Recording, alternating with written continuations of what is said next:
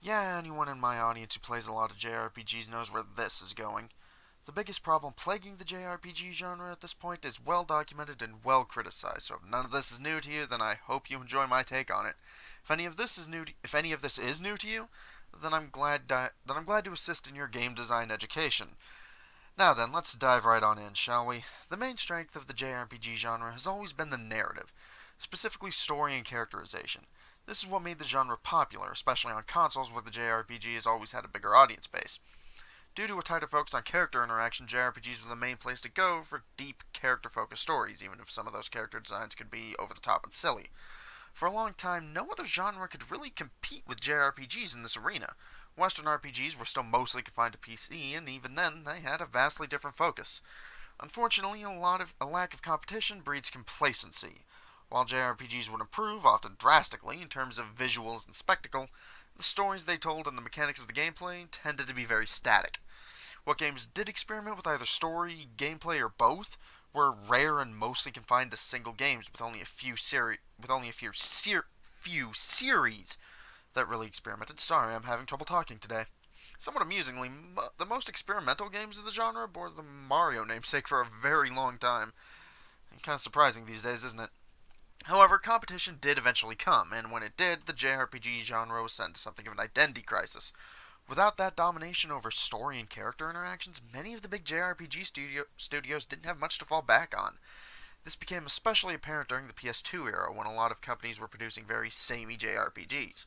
Granted, the likes of Atlas would be doing new things with their school setting and the day-by-day relationships of the Persona series, but they wouldn't become more well-known for a while. Meanwhile, the most well-known JRPG studios went down the wrong road. See, one thing the JRPG was still known for was spectacle. JRPGs tend to look better than a lot of the competition. Unfortunately, instead of putting this to use and making better stories and innovating in what kind of stories they would tell, they decided to put all their budget into impressive cinematics and flashy visual effects. At the same time, JRPG stories tend to get a lot denser and more convoluted, as anyone who's been trying to get into the Kingdom Hearts series in time for Kingdom Hearts 3 was very painfully learning. I think this was done in an attempt to justify the increased cinematics budget, although it is possible this was a poorly planned attempt to reclaim the story and character interaction crown. Whatever the reason, this wound up backfiring pretty hard. The JRPG genre went into a slump and acquired a reputation for dense, nonsensical plots, overblown cinematic, and absurd character designs that it hasn't really shaken off. Granted, it might have more success in shaking off this reputation if it ever did anything to try and change it. Most JRPGs, especially big budget ones, still tend to make a lot of these mistakes.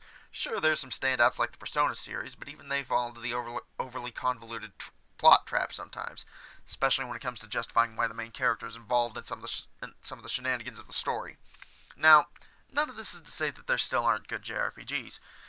Even some of the ones from the height of this period are solid. From the height of this dark period are solid, such as the Kingdom Hearts games. However, this still comes at a cost. Getting into a JRPG, is more and more of an investment, not only in time, but in the amount of effort required just to follow what the hell is going on in some of them. Now, I'm sure some of you are going to encounter that JRPGs are for gamers who are serious about their story in games, and the people who can't follow along are just thick. Frankly, this argument is moronic, and it doesn't help anyone, not even the people making it. Accessibility for a game is never a bad thing, and the greatest stories are ones that are easy to follow, and anyone who contests that has no idea what it is that makes a story great.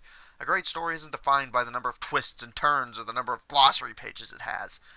It's defined by the strength of the characters and how engaging the challenges those characters overcome are. The more active effort the audience has to put into following a story, the more difficult it is for them to get engaged. This is especially true of games that require a glossary to understand just what the hell's going on, as that tends to just render the plot nonsensical to the player if they don't feel inclined to do the homework necessary in order to enjoy the game that they're playing. Final Fantasy 13 was a terrible example of this, or it was bad. Don't play it. Okay, anyways, this highlights another problem this shift towards denser plots and more flashy cinematics has caused, although it's definitely not one that the studios who made this shift intended.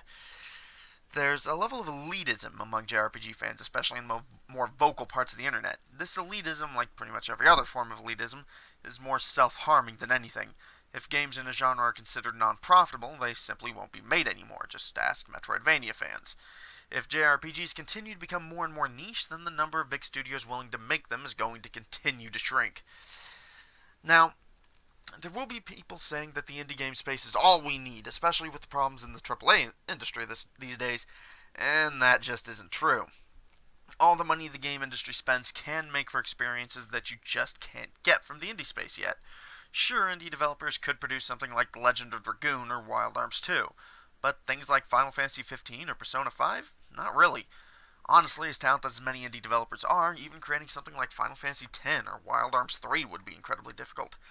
So, how can we fix this? Honestly, it's already getting fixed. Final Fantasy 15, Dragon Quest 11, and Persona 5 were big steps in the right direction, and it's likely to continue to get better in this case. However, pushing that change forward is fairly easy if you want to help out. Hiccups. When a great JRPG comes along, pick it up and get the word out. You'll honestly hear me say that a lot in this little mini-series, but it's always true. The best way for us to encourage better games is to buy and play the kind of games we want to see. Either that or raise a big enough fuss on the internet, but that way is less reliable and usually involves getting large enough sections of the internet mad about something, which is pretty rare. Now, some of you may wonder why I didn't call out any specific studios this time around like I did with the last video. Honestly, that's because this is a lot less clear cut between the quality of JRPG developers. Every major player in this genre has had both some big hits and some big bombs. However, for the sake of furthering people's experiences with good JRPGs, I will give some more obscure recommendations. First, any video on JRPGs would be remiss without mentioning Wild Arms 2 and 3. Both games feature some of the most unique stories in the genre, along with some pretty unique gameplay mechanics to boot. We'll follow that up with The Legend of Dragoon, which is pretty standard fare plot-wise, but has some unique mechanics. The same goes for Paper Mario, The Thousand Year Door, and Mario and Luigi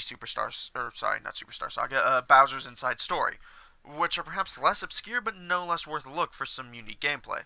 Magical Star Sign is another one you'd be doing yourself a disservice if you didn't look into, provided you have a DS or a 3DS to play it on. Finally, check out Skies of Arcadia Legends. It's moderately expensive, but it's well worth the cost. I'm more surprised more JRPGs haven't tried out the Sky Pirate angle, honestly. Well, folks, that's it for this episode. I'm going to be taking a bit of a break over the next week or so to spend Christmas with my family, so it'll be a bit before the episode about strategy RPGs comes out. This has been For Fun and Profit. Thank you all so much for watching, and have a Merry Christmas, folks.